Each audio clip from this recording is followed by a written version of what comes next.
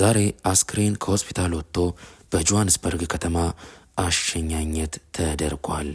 ነገ ማለዳ አዲስ አበባ ይደርሳል።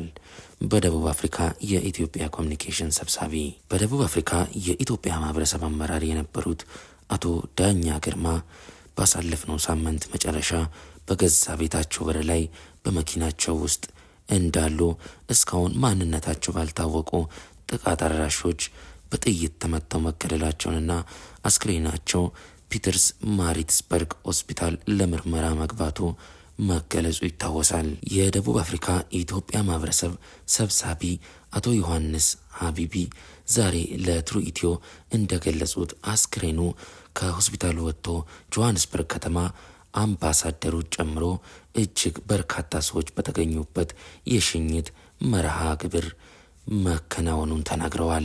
በነገው ሰዓትም አስክሬኑ ወደ አዲስ አበባ እንደሚላክ ከቦሌ ዓለም አቀፍ አውሮፕላን ማረፊያን ጀምሮ አቀባበል እንደሚያደርግ አስታውቋል።